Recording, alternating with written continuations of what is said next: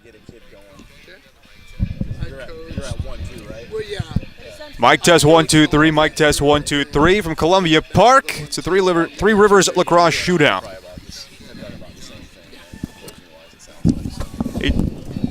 Throw your heads in. I'll give you a mic test real quick. Here. This is Josh. Yep. So in the event that you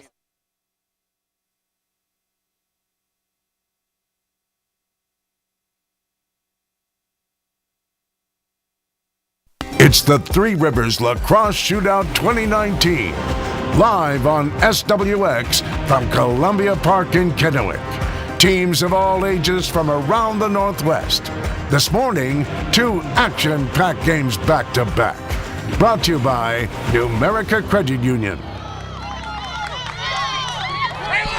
From Columbia Park in Kennewick, it's the Three Rivers Lacrosse Shootout featuring 7th and 8th grade action. Alongside Josh Brimberry, I'm Cooper Perkins. We got an outstanding matchup for you this morning. We have Tri-Cities Youth Lacrosse against Three Rivers Youth Lacrosse. These two teams both up and coming. These two programs both up and coming. Really quick for the folks at home who haven't seen a whole lot of lacrosse. Josh, you're the head coach at Southridge. What's the kind of thing they should keep their eyes on as we come into this front end of a doubleheader? This is an exciting day for everybody here in the Tri-Cities. You're looking at 2 of the hometown teams going up against one another. You're going to see some dynamic play on both sides of the ball, both defensively and offensively. It'll be fun to watch. Well, it's the fastest sport on 2 feet. If you haven't seen a whole lot of lacrosse, settle in, get excited. This should be a great one. We're coming up with face-off just here in a moment. Alongside Josh Brimberry, we're ready to go here at Columbia Park.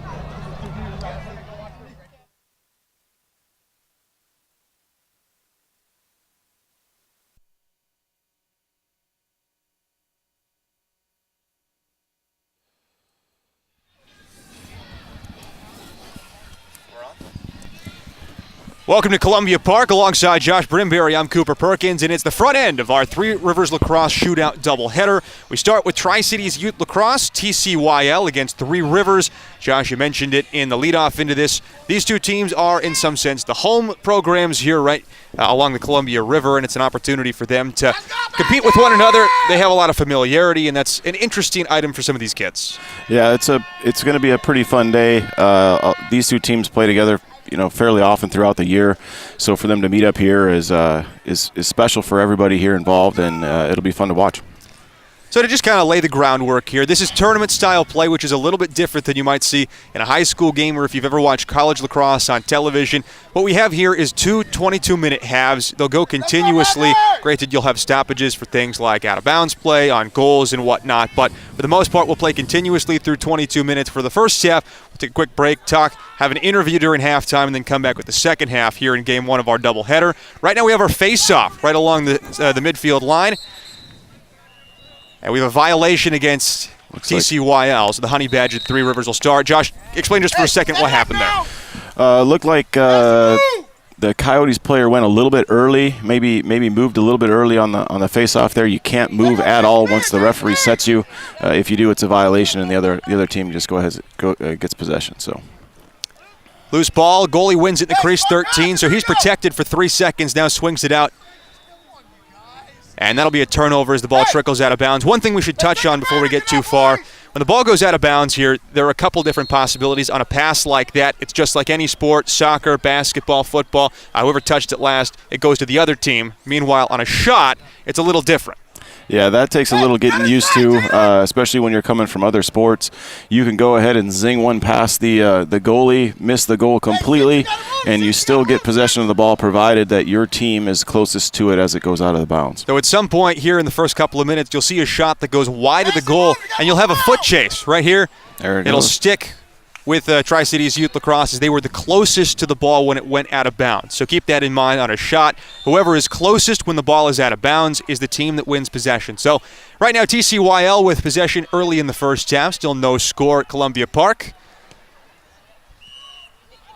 You'll see coaches and parents and stuff as people take shots, they'll yell chase, and that's to tell the attackmen that are in the offensive zone to chase that ball towards the end line. So there are a couple of items then that we should probably touch on. You mentioned attackmen. One of the 3 position groups or 4 if you want to count the goalie, and 5 if you want to count the higher level stuff with like a long stick midfielder. But you have your attack, your midfield, your defense. Defense are the guys that you see out there with the crazy long 6-foot poles. Attackmen and midfielders look a little bit more similar, but explain the difference in those roles maybe. So defense, you can have up to 4 long stick defenders out on the field at one time, and then they will stay on their half of the field for the most part. And then you have attackmen who are offensive oriented, and they'll stay on their half of the field for mostly the entirety of the game. And then you have the fellas that run up and down the field on both sides of the ball, and they're called midfielders. So to be clear then, you have to have 4 guys on each side of the field at any given time, including the goalie. It would be, yes, on the defensive side, yes. So that doesn't necessarily prevent long stick players from crossing midfield. Simply you have to have someone back in their stead. So there's a little bit of fluidity to it. You also have substitutions that are fluid. So in a situation here, a change of possession where Three Rivers is going to take over on a penalty, actually. So they'll have a man-up situation and will start in the offensive zone. So what this means, a lot like hockey here, we'll have an opportunity to see a man-up situation, a 6-on-5. It'll be an automatic possession for Three Rivers. They'll bring it in. They'll want to get it into the box. Maybe explain the significance of that, Josh, is they have to get it across this 30-yard line. They call it a touch. So now the offensive possession can start in earnest as they'll move it around with the man advantage. Correct. You'll see that the referee will wave his hand if you get an opportunity to see him in transition. And I'm not sure what the youth rules are, but there's a certain amount of time at which they have to get the ball over midfield, and then there's what's called the restraining box, which is a painted zone inside the in this case in the offensive zone here, that they have to get the ball into within that certain amount of time. So a body save on the skip shot, and sticks around with Three Rivers. And you could make the case that that's a great play by the goalie, but you could also make the case it's a hurried shot. You have a man-up situation, a 6-on-5.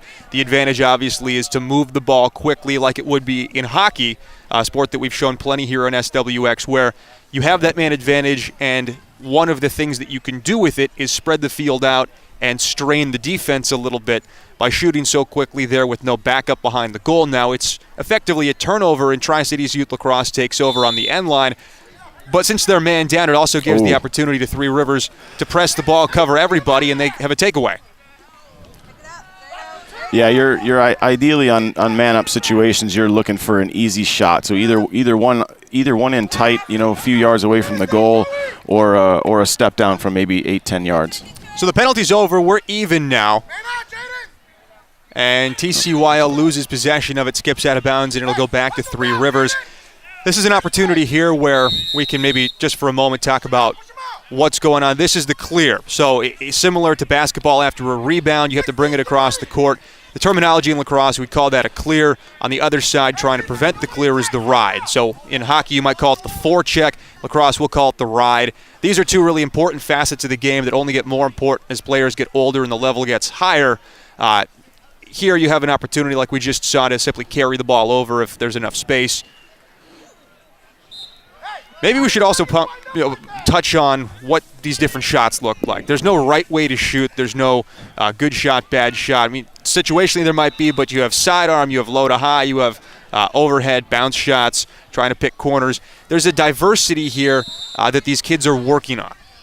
If you're going to ask me as a coach, and if any of my players are watching, they're going to understand that there's one shot that you take, which should be overhand.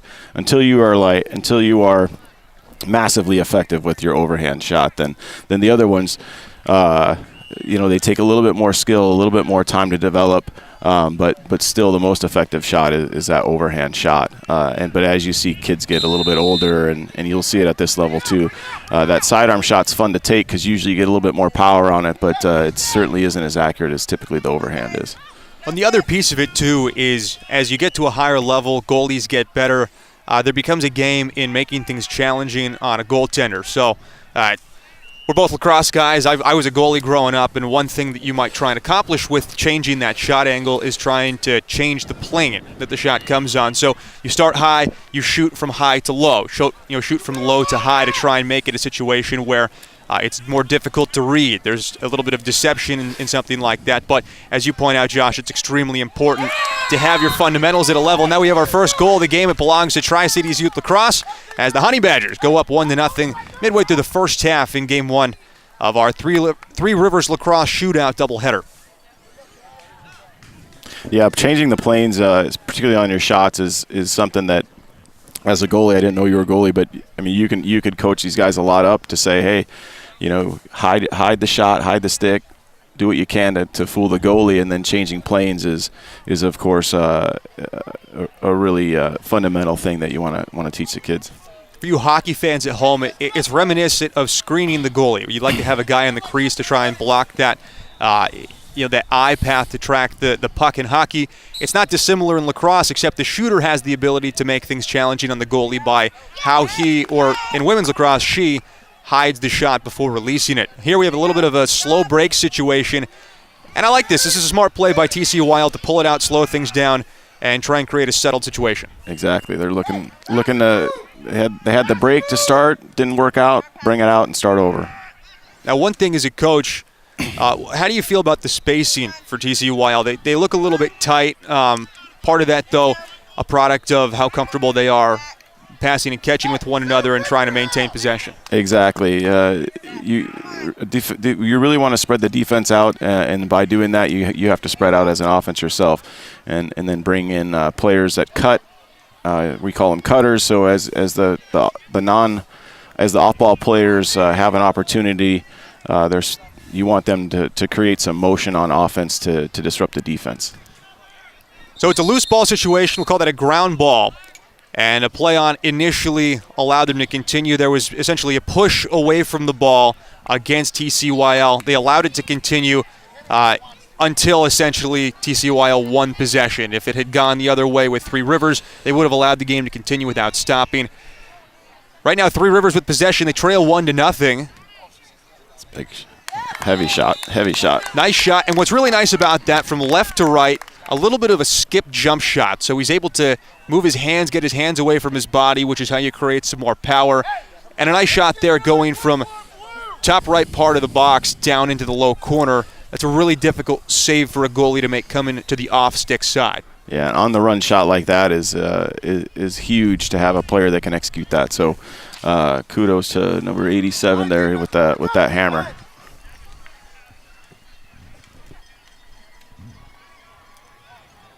The 1-1 first half, our third face-off.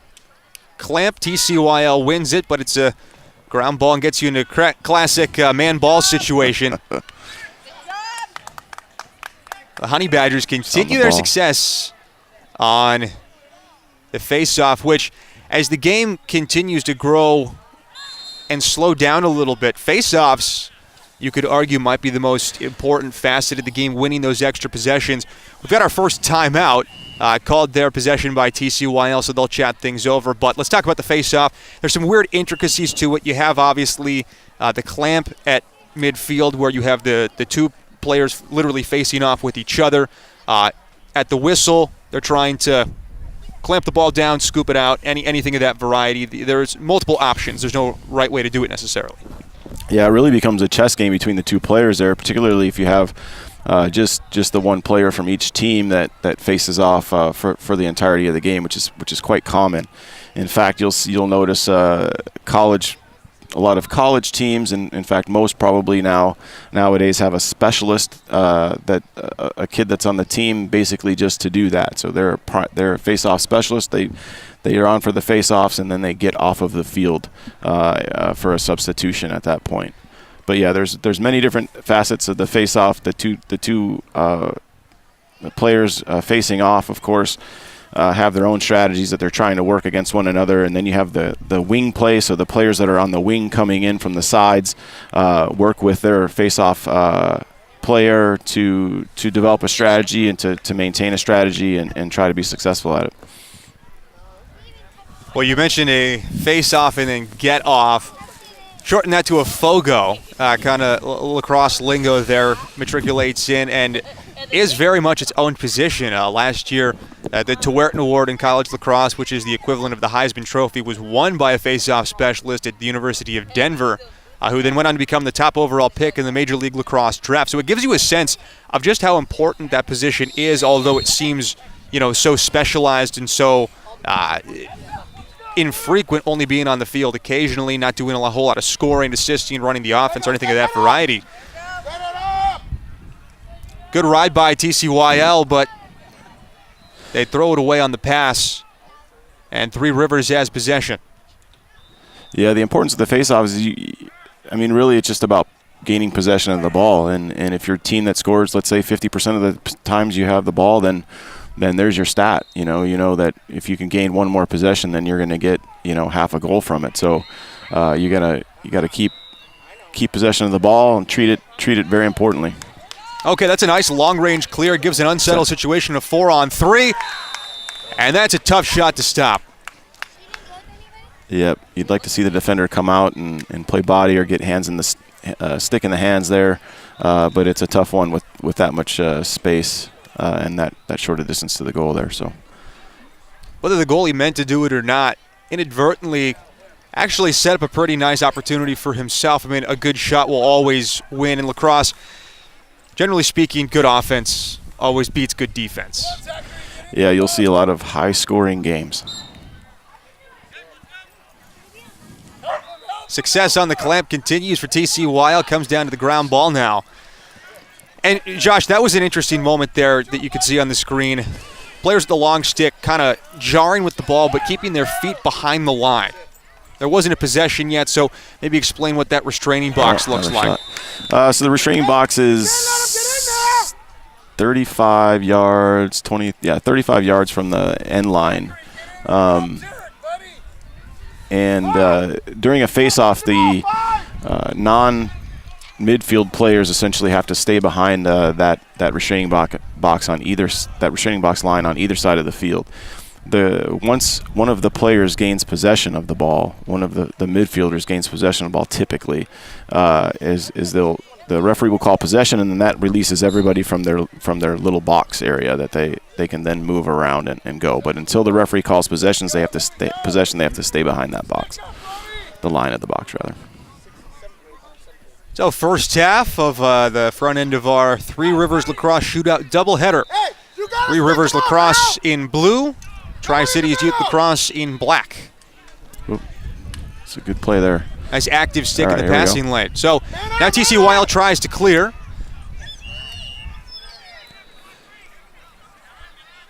It'd be nice to see some settled offense here. Somebody gets the ball and settle it, moving around a little bit.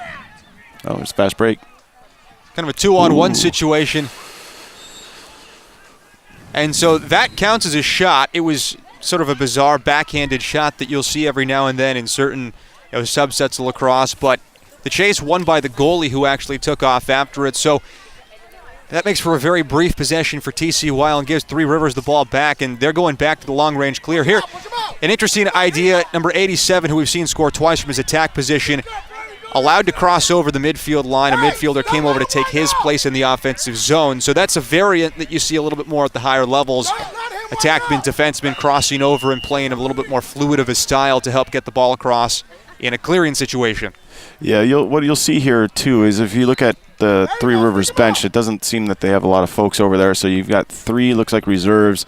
Midfielders will get burnt out a bit, and so you'll see many instances, particularly in youth lacrosse, where they'll pull an attackman and run them at midi for a while and then kind of switch that back and forth throughout the game. So number 25 gets called for the penalty. Looks like it's a slash. Might have a push from behind with possession. Either way, it's a 2-minute penalty. It is releasable, so like hockey and a minor penalty, if a goal is scored, the penalty ends. We go back to a 6-on-6 situation. For now, though, it's a 6-on-5. So the distinct advantage to Three Rivers. A little bit more space, a little bit more opportunity to move the ball. Not a situation where you want to see them dodging a whole lot, though. Definitely not. Definitely not. You don't want that dodging to come when you can just simply move the ball around quickly to get an open look. Unsettled spot. Ooh. And TCYL has their second goal of the day.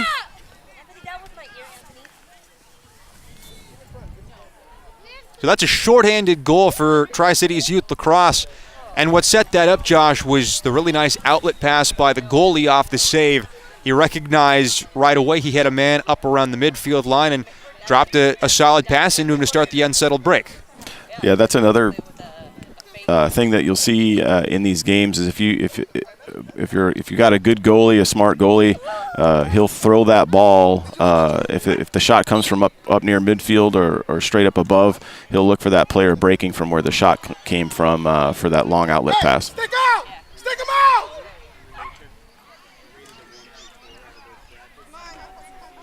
All right, so we'll have a little bit of settled offense here, looks like. Well, this right side of the offense for Three Rivers led by 87 and 82. So this is an interesting thing. A ward. Can you explain what this is? Yeah, if an offensive player has the ball and if he plays with his offhand, so if he plays the defender with his offhand, meaning he pushes off or kind of puts his arm out to guard himself, it's considered a ward and a change of possession. Now, there's a little bit of complexity to it as well. It's not just an outline of stiff arming like you have in football. As an offensive player, you can establish your arm first but can't move it, kind of in a statuesque way. Oof. Another shot from 87. And they're going to give it to the goalie in Tri-Cities Youth Lacrosse. Don't let him wind up like that! So TCYL wins what was a very brief chase and takes over possession here midway through the first half. But warding is a little bit of an idiosyncrasy in lacrosse that you don't see in other sports where, honestly, I think the closest comparison to it is flag football flag guarding. Yeah, not allowed to swat hands away and do things like that, but it's a similar idea. Because there's no rule as to how many hands you have to have on your stick. You can carry with one, you can carry with two. There's really no limitations on that, but when you go to one, that's where the other rules come in terms of avoiding warding and things of that variety. Yeah, you can't. You have to give some opportunity for the defense to play defense on you, and if you throw your hand out there and kind of take that away from them, then the referees step in and let them pick the ball up.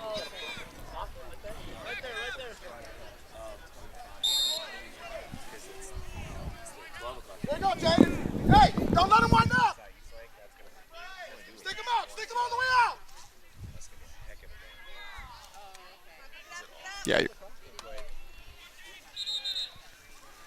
Ball loose out in front. It's a push against against Three Rivers. So a loose ball push, unlike a push with possession, is simply a change in possession. So it awards the ball here to Tri-Cities Youth Lacrosse and gives them an opportunity on the clear. It's a settled clear, which we haven't seen a whole lot of, so it's a slower pace, brings decision-making into the equation, and the goalie here finds a wide-open player, number 15, at the midfield, and it's a slow break situation. We'll see if they pull it out, which would maybe be the smart move. Instead, it's a turnover. Hey, stick him out!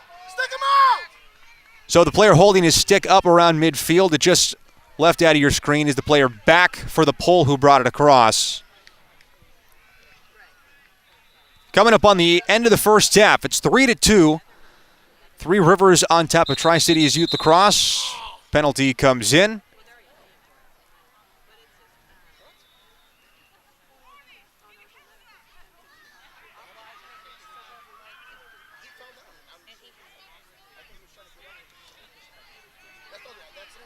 So it'll be a man-down situation for Tri-Cities Youth Lacrosse after the push with possession. And a big man up here for Three Rivers, leading by one, winding minutes of the first half. A couple of goals for 87, one for 82 so far. Make it one more.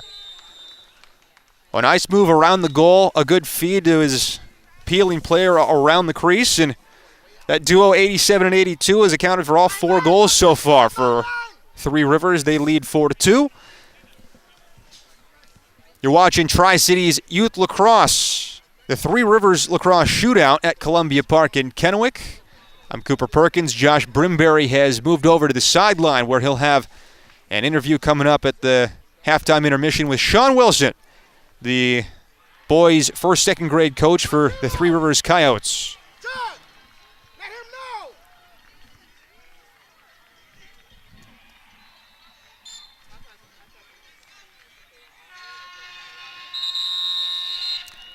Well, that signals the end of the first half. After 22 minutes, it's Three Rivers 4, TCYL 2. You're watching the Three Rivers Lacrosse Shootout on SWX.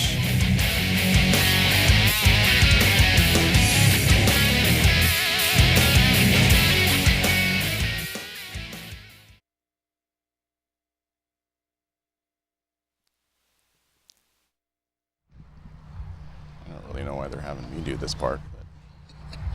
They want the pretty people on camera.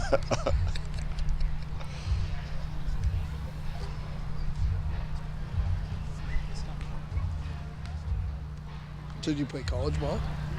Huh? Did you play lacrosse? No? No, did you? No. Yeah. I had no idea Started about it coaching. until my kid was second grade. Came home and said, I want to play lacrosse. I said, what the hell is that, Dad? Mic check. Mic check out. Yeah, I mean, I started coaching. Oh, you're the Southbridge coach. Yes, we are. Same here. Nobody else.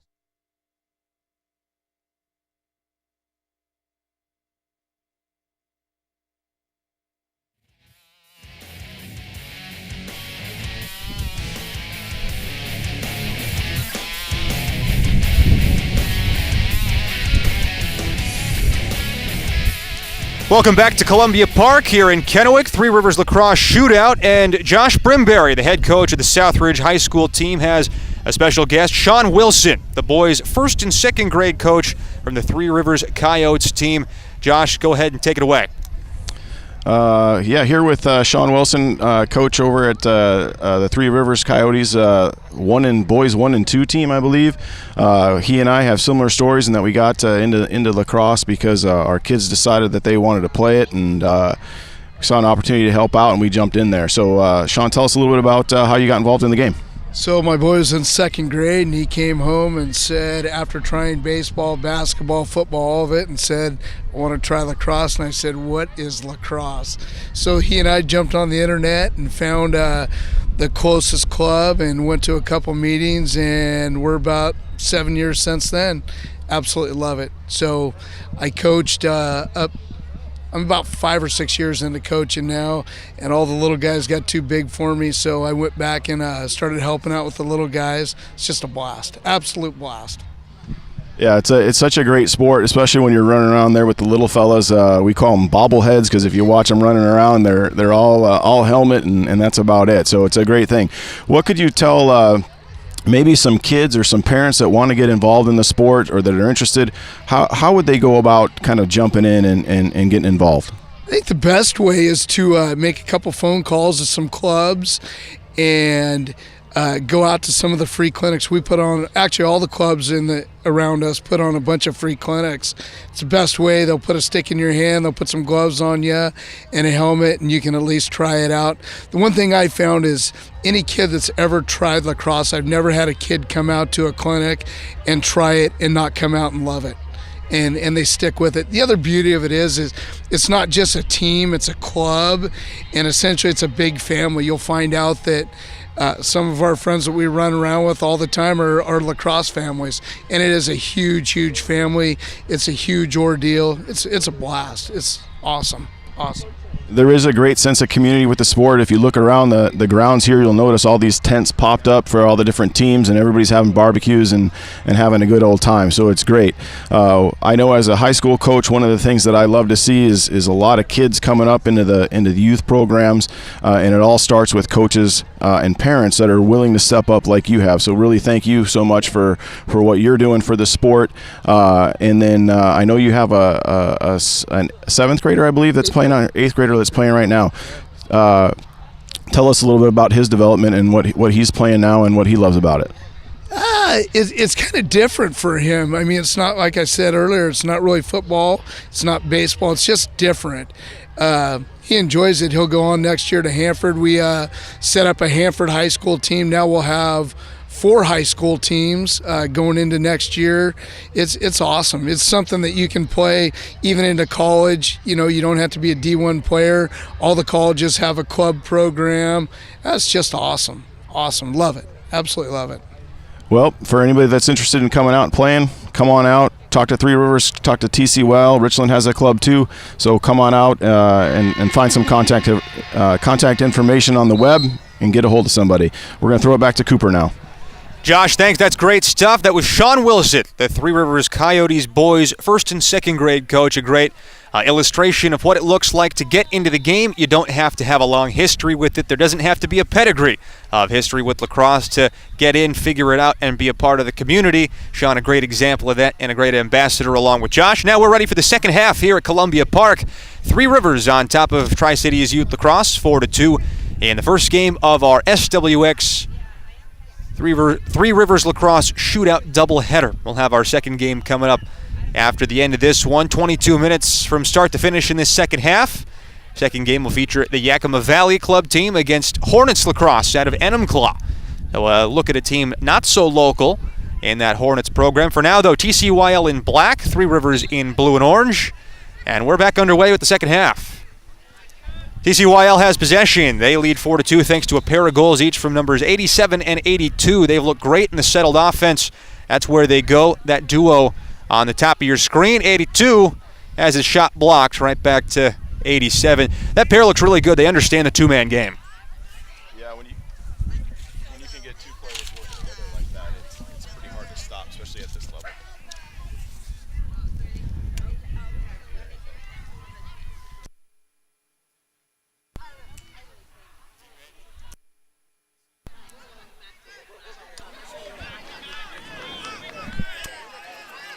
Okay. TCYL on a good clear. They'll have an opportunity to settle it, which we haven't seen them do a whole lot of. Instead, right into a double team and a loose ball. But now a chance to really slow things down, move it behind the goal, and get a good possession in. It's a good active stick there by the defender. Hey, set it up, set it up! Ground balls, perfect. Win games. Ground balls win games. There you go. Hey, push that in there! Push that in there! Oh, that's a dodge by TCYL. Maybe we should talk about the two kind of differences in offensive, philosophies. There are countless subsets to it, but really there are two things that you're doing at your court. You're either moving the ball through the air or you're moving it on the ground by running. Running towards the goal is called a dodge, but there's essentially an unlimited variation of how many ways you can do that. Here it's a feed to the crease, moving the ball well through the air, and TCYL makes it 4-3.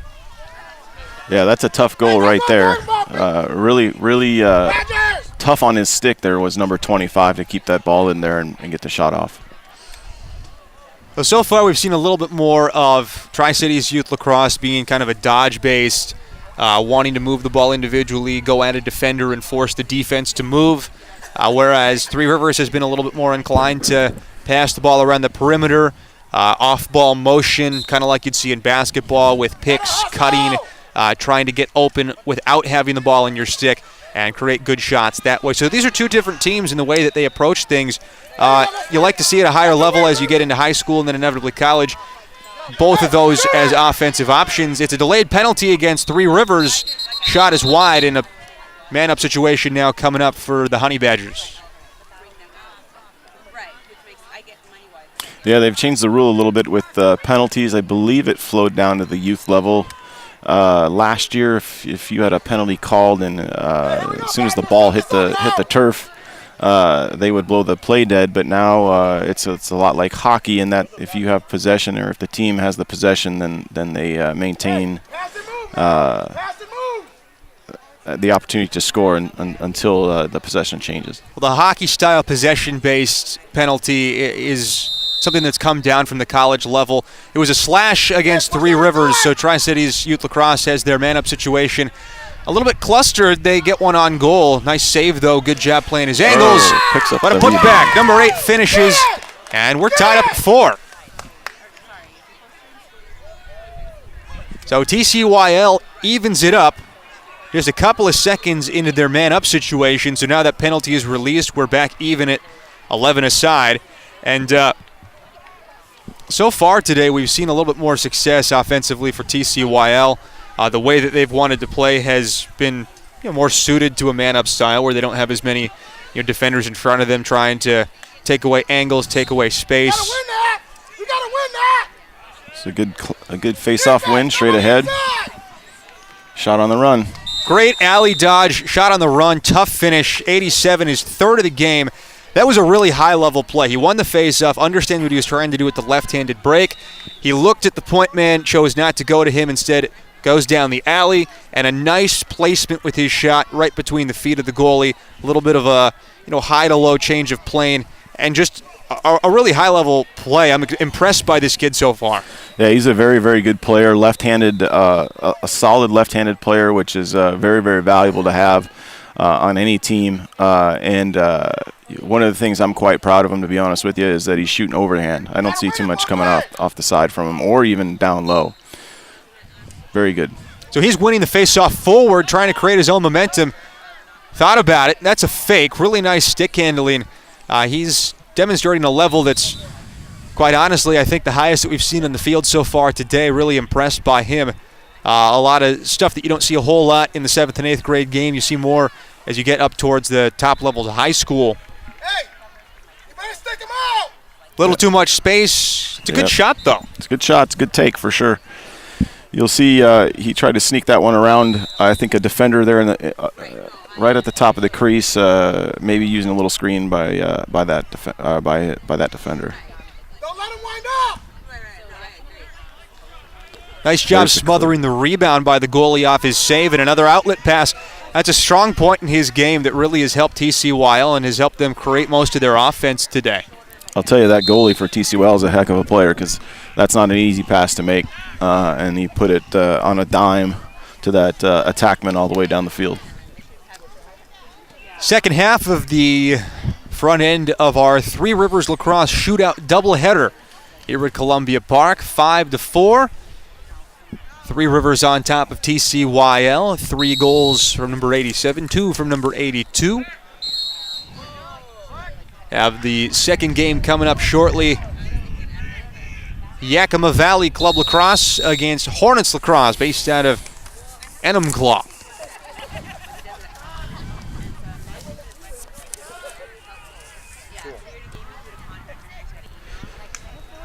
And we're tied.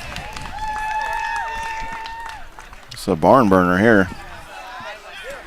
Yeah, this is such a great event, really, for the youth clubs across the state, or really just the region. So you'll get teams from Oregon, from Washington, sometimes from Idaho, Montana, even, to come down to this. It's such a great venue for the event, and it's one that, as a lacrosse community here in the Tri-Cities, we look forward to every year. Well, you can see just kind of in the background, there are other fields with games going on right now. It is not just us right here. I want to say there are 5 fields spread around at Columbia Park with games going on simultaneously, different levels, different ages. So it's really an event out here, which is pretty darn cool.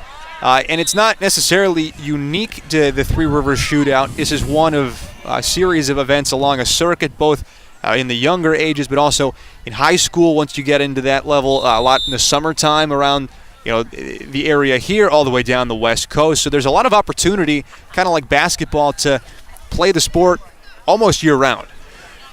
Yeah, you'll see that with a few of the kids take the game pretty seriously, and you'll see them traveling around a bit during the summer to go to different tournaments and different events. And locally here we have a club team, a summer ball team called Mid-Columbia Elite Lacrosse, and then you try out and then travel to different tournaments across the West Coast, really, of the country. Some tournaments you go down to Vegas or maybe California, Colorado sometimes. So lots of opportunities to play during the summer if you want to improve your game.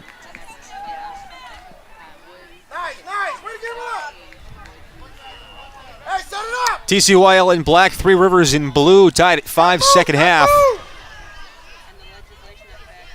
Ground ball along the wing.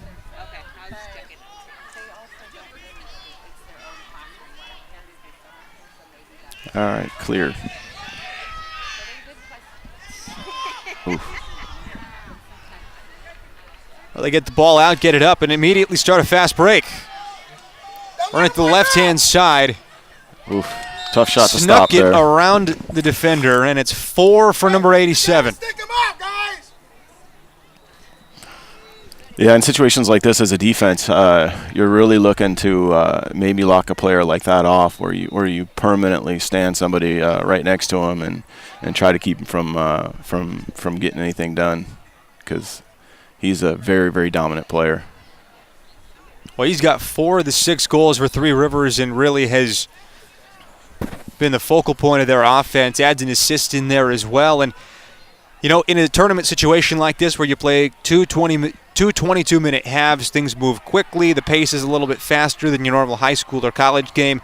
A player like him goes a long way towards helping a team like Three Rivers win their way through a bracket. You don't need a whole lot. You only need 6, 7, maybe 8 goals in a game to win. And if he can give you 4 or 5, that is a huge boost in that direction. Exactly.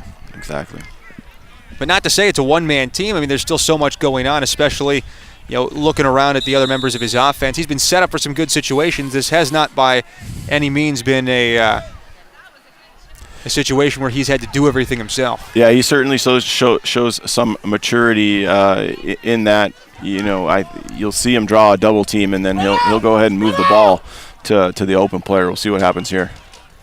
There it is right there. I like the feel from both him and 82 on that. He sticks with his dominant hand to the left, tries to kind of pull the defense over with him, and expects 82 to peel along behind his own defender. It's a good pass. They didn't connect on it, but the idea with the two-man game we talked about earlier is still really strong between the two of them. See what they do. So there's an on-the-fly substitution. You know, in the game, as you get to higher levels, you'll have dedicated players for offense and defense. So you'll run substitutions in transition to try to get your defensive-minded players on when you're transitioning to defense, and then likewise on offense, you'll sub those defensive players off to get your more skilled offensive players out. We don't see quite as much of that in a tournament setting like we have today, because those are shorter benches, fewer players. You pointed out earlier, Josh, Three Rivers really working with only about a 2-3-man bench, so not a whole lot of room for specialization. It's kind of a Iron Man situation for them. But Three Rivers, on the other hand, a lot more guys in their sideline. They have the opportunity and the option of being a little bit more specialized. Exactly, and you know, it is youth lacrosse, so you're trying to get everybody out here with some playing time and get everybody some experience. Ooh. A little bit of a train wreck, but no whistles and a good no call there. There's kind of some natural contact to the game. There will be some collisions that happen from time to time. A little ping pong. Let's see. Set it up, set it up. Come on. So transition, this is actually a fast break here. So either there he needs to pass to number 87, who's the point man at the front of the break, who then takes over the decision-making tree, or as he did, pull it out, slow things down, and get into a settled offensive situation. Yeah, on a fast break like that, we practice that, certainly at the high school level, a lot, just a lot. Every practice we're practicing fast. There's another good shot. Oh, they called Ward? Second time they get 87 for the Ward. You know, he's talented. He's pretty developed in his game. He's obviously more comfortable going left to right, and that switch, as he kind of sweeps across the front of the goal face, has him in a situation where he's trying to get his hands free and maybe a little bit inclined to try and slap away a defender's stick to get that bottom hand free. But it's a good play by 25 here to get away from trouble, and then they made the clear. Ooh, that's ambitious.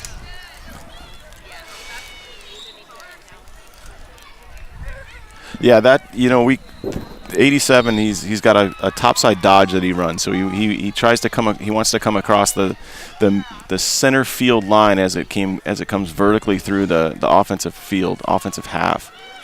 And once you get topside of that, it's really, really difficult for the goalie to stop a shot coming hard from on the run.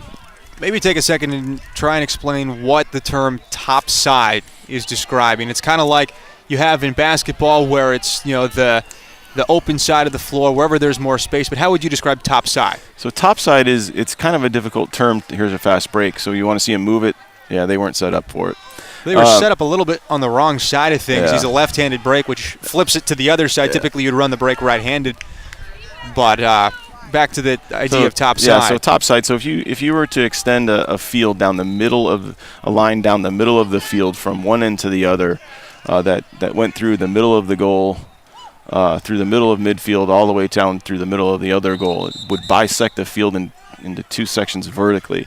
When you're on the offensive zone, when you're in the offensive zone, particularly when you're dodging from midfield, so dodging from up high, if you can get a right-handed player dodging from left to right across that top side line and enable that player to get their hands free, it is a very, very good shot to take. And in this case with number 87, he's a left-handed player, so he's going to want to dodge from his right to his left to get those hands free. Well, the idea of topside orients as well to where the dodge is coming from on the field. So as the level of play gets a little bit more intricate, you have wing dodges from behind the goal.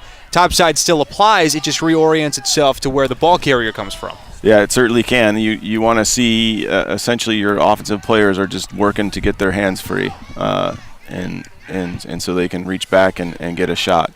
Where you see TCL has some success is in their feeding the crease, and so you'll have an offensive player kind of standing in the crease. So in the case of Three Rivers right now, you have 29 in the crease, and they send a cutter through to maybe look for that crease. See, here's a topside dodge with a nice little pass, so that was a good play. Everybody there was looking for the shot. Here it comes. Looks like outside. So looks like our official an inadvertent whistle. That one's on the outside of the net. So they'll just pick it up, give TCYL possession. They'll want to take it outside of the box, though. So as soon as there's an inadvertent whistle, they're now back to it. Might have been able to get interference with that, but no call, no whistle on the play. Goalie's got to step out. Yeah, good job. If you make contact with the goalie while he's in the crease, it is an interference call. It is not a penalty, but it is a free clear. So it would put the ball on the other side of the midfield line. TCYL trying to pull even here as we get down the second half of Game 1 in our SWX Three Rivers Lacrosse Shootout doubleheader. Number 8, a couple of goals already. Goalie came out and challenged him. Left some of the goal open on the far side of the net, but able to take away enough of the angle and force the shot wide. Oh.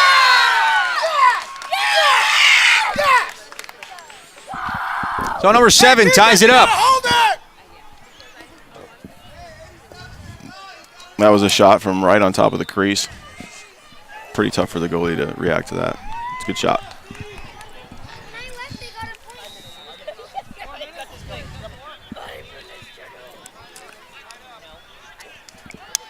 Yeah, in lacrosse we have the goalies stand in a little bit like hockey. They have their own little protected area, the crease. It's a 9-foot diameter circle around the goal, and offensive players aren't allowed to go in there. Now, the time that a goalie can be in the crease with possession of the ball is limited. You only get a couple of seconds before they have to step outside of it and become like any other player. They're exposed. You can hit them, you can touch them, you can check them. And the goalies really are, and Connor, your experience at goalie is remarkable, I'm sure, because anybody that steps in there, I don't know, hopefully the viewers have seen a lacrosse ball or felt one, but it's a heavy piece of rubber, and these goalies typically don't wear a whole lot of pads, and they stand in front of it on purpose. You know, you got to have a screw or two loose. Some would say. Maybe 3 or 4 in my case. See, I'd like to think that the additional screws get loosened over time. You start with 1 or 2, you end up with 6 or 7 by the time your playing career is over. So we're tied at 6. Where was the worst place for you to take a shot? And how about that? Make it 5 for number 87. Nice little skip dodge, finds some space, gets his hand free, and sticks it in the low corner. Really impressed with him from the left side. As he moves forward, he'll continue developing his right hand and diversifying his portfolio of moves and options. But as it stands right now in 7th, 8th grade, really, really impressive player.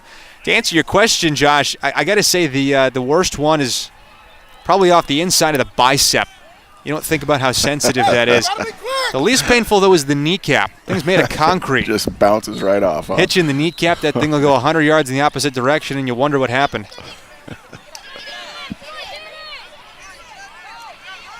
Yeah, it's important when these kids start maturing a bit to develop some skills with both hands. That's a great play. Great save. What a play by the offense, and heck of a save by the goalie there. What are we calling here? Goalie interference. There's the free clear that we touched on just a minute ago on what was a non-called goalie interference. This time they do blow the whistle. The TCYL gets a free clear. They start at midfield, and they're trying to tie the game, trailing by 1.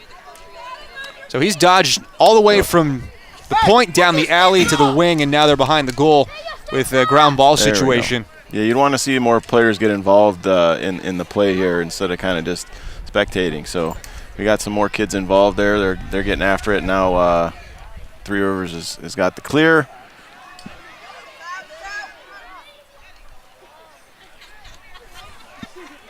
Let's see if we can get some settled offense here.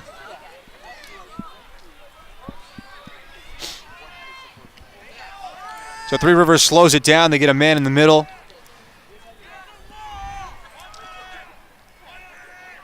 We're in a 2-2-2, something you don't see a whole lot of.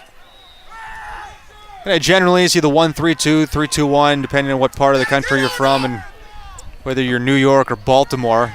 Of course, ridiculous that there would be different orderings of the same thing, but we all call it different. I think it seems in our club we start counting from the back and go towards midfield. So if you have a 1-3-2 set, we call it 13. A 1-4-1 set's called 14. Hey, help him out! If you're running.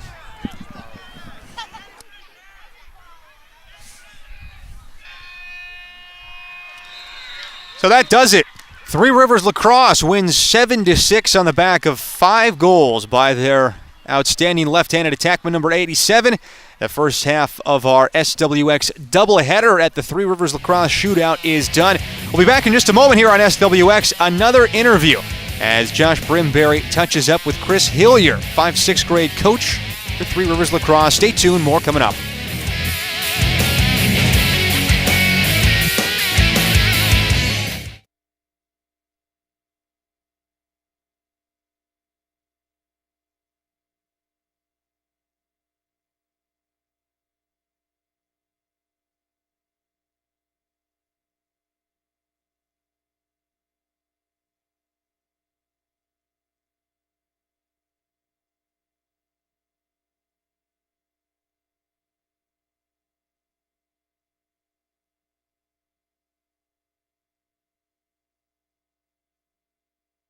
My kids. Okay.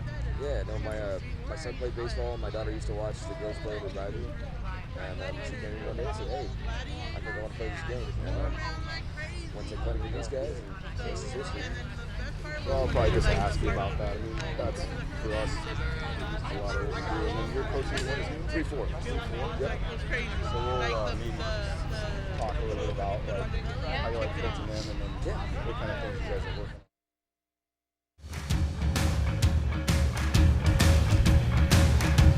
Welcome back to Columbia Park in Kennewick. Three Rivers Lacrosse Shootout. 1 game done. Now we're between the 2 halves of our SWX doubleheader. Well, our color man today, Josh Brimberry, has another guest.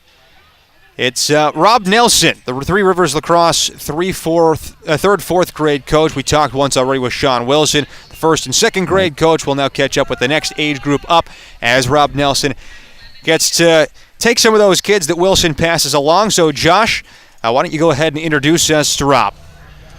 Welcome back. This is Rob Nelson here with the Three Rivers Coyotes Youth Lacrosse, and he's coaching the 3-4 team. So just a step up from what Sean is doing and working with those kids there. What you'll find here, I think, is a lot of these parents that are involved in the programs and stuff have a lot of the similar stories in that we don't have a huge pedigree as far as lacrosse players here in the Tri-Cities. And so thanks to Rob for stepping up coaching. So he's going to tell us a little bit about what his kids are working on and how he got involved in the sport. So a couple years ago, my daughter used to watch the girls lacrosse program over in Badger Mountain. So Every Saturday we'd go watch my son play baseball and I help him coach baseball. And then she just came to me one day and said, "Hey, I want to go play that game." I've never seen lacrosse, so I didn't really know what the heck was going on. So I went up there with her and learned about it. Came up to Three Rivers because we were the only girls program at the time, and then a few clinics here and there. With that, the rest is history. My son came up there. He said, "I don't want to play baseball anymore. I want to get him to play lacrosse." And we were hooked from Jump Street. I started coaching last year with him, and it's been the most rewarding thing I've ever done in my life. To see how much these boys grow. We up the 3-4 program, we're still trying to teach them how to catch and pass, right? We're still trying to teach them how to set a defense, or kind of a little bit on a small side field. But the amazing growth and the joy you see in these boys' face when they come out and play, and they play hard. I don't think any one of them is going to go home today after the whole weekend of lacrosse and not sleep the rest of the day, and probably half the day tomorrow if they didn't have to go up and get to school, right? So it's a beautiful thing to see how well they go. And actually, my son's sitting right there. Come here, bud. So this is one of our 3-4. This is my son who plays out for us, right? If you guys want to go ahead. What position do you play? Attack. Attack. You score any goals? I've scored my first season's goal, which was another tournament in Yakima, I think. Yeah. Play here, and then you scored a couple goals here, man. What do you like about lacrosse? What's the favorite thing? Sportsmanship. Sportsmanship. Good. So yeah, lacrosse is a great community here. We got kids of all ages. My son's 18 years old, so he's gone through the whole program and now ready to move on to the next level. But it all starts with parents and parents that are willing to step up and help out. And so, Rob, appreciate you. Thanks for your help. Yep. Throw it back to Connor now. Coming up on the second game of our SWX Three Rivers Lacrosse Shootout doubleheader, we'll have another conversation coming up in just a moment. You just heard from Rob Nelson, the Three Rivers Lacrosse 3rd and 4th grade coach, and we're going to speak with Chris Hillier, the 5th and 6th grade coach, as we ladder our way up the Three Rivers pecking order, if you will. We have 7th and 8th grade play on TV here. We just finished out the front end of our doubleheader featuring the Three Rivers program. They won their game over Tri-Cities Youth Lacrosse 7-6. Our second game in just a couple of minutes, Yakima Club Lacrosse against Hornets Lacrosse. They come from Enumclaw on the other side of the state. Josh Brimberry, my partner today, alongside Chris Hillier. As Josh, go ahead and introduce us to Chris. Here alongside with Chris Hillier from Three Rivers Lacrosse. Just excited to have a great day like this. Tell us a little bit about this tournament and what it means to the club and what it means to the region. This tournament right now is one of the largest tournaments that we have in this region. It's grown from a few teams. In 2016 we had 16 teams. Now we have 62. And as you see, I mean the effort that's put on from all of our volunteers and everything. But for the clubs, it's what brings what helps us recruit. It's what brings money for our club. It's what helps the region grow as far as lacrosse. Our goal is to grow the sport. And you'll see that across the state and the region. There's a lot of tournaments like these that go on, and again, they're put on by the clubs and the organizations themselves, and a lot of parental involvement is required for that. How are things going at Three Rivers as far as like your program and your player development? I know you're starting down at the 1-2 level. Are you seeing a lot more growth now? Oh yes, I'm looking at about a 60% growth rate on our kids that are recruiting over the last 4 years that I've been with the club. We have a full girls program as well. We're currently one of the only programs that has a full girls program. So we're growing both girls lacrosse and the youth sport. So we're doing really well. I mean, it's growing pretty fast. It's we are out there trying to recruit. We're with the Boys and Girls Club. We're working with other areas. We're in the public schools now with our soft stick program, and that's what we're starting to see that within our own community.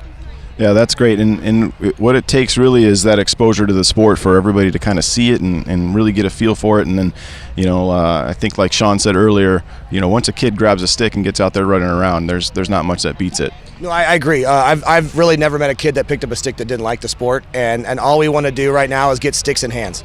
That's the goal for us as Three Rivers is put sticks in hands and let kids just decide for themselves. Great. Okay, so what would if there's somebody out there watching right now and wants to get involved? It's certainly not too late this season to get involved. It's never too late. So how would they go about getting some more information? Three Rivers website. You can go on. It's 3rlax.com. You go on there and look up the coaches' names. I'm the coaching director for Three Rivers. We have the board on there as well. So go in, check it out, look at the website. If you're within a couple different regions, even if you don't know where those are, you can contact us and we will guide you to the right youth group for your high school. So yeah, so go on our website and hit us up. Facebook as well. Okay, great.